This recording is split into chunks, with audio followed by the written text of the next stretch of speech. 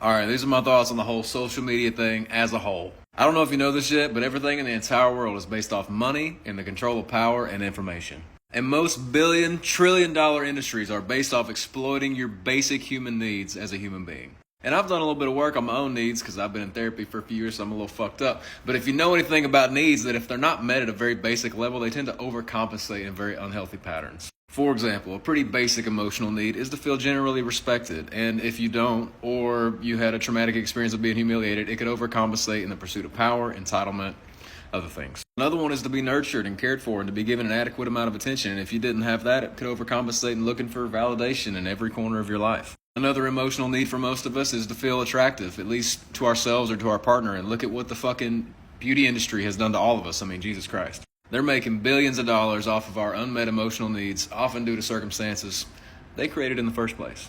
So how in the hell does this relate to social media? We told the market what we were missing. Some pretty basic emotional needs are connection, to feel important, like you matter. And what likely started out as this wholesome, creative, innovative idea where you could get online and connect with your friends all across the world, somebody somewhere along the line saw big dollar signs.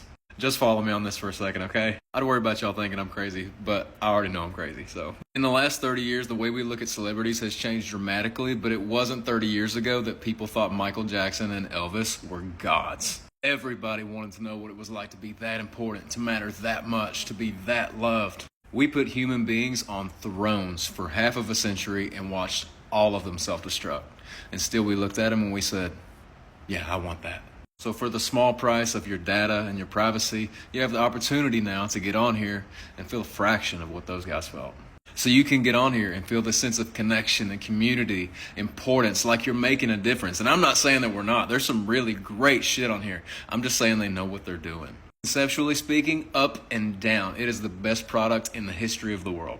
The reason I hate social media is it's abusing your need of connection and like you matter in exchange for your data, your privacy, and ad revenue. Not only that, it's changed all of us. This shit is rigged to be more psychologically addictive than a gambling casino because the more you're on it, the more money they make. Now those needs, connection, we're connected all right. We're lonelier than fucking ever. Feeling important, like we matter. We're narcissistic, social status, how many followers you got? But we don't feel fucking important or like we matter, do we? So with the whole TikTok ban possibility happening, there's a lot of small businesses that are going to go under, and that truly sucks, and I'm so sorry. And I'm part of that too. I benefit from TikTok. I promote my music on here. But on the human side of things, I just want to remind you that you're already important. You already matter, and you don't need this false sense of connection through social media or the shadow of a stranger online to prove to you that you do.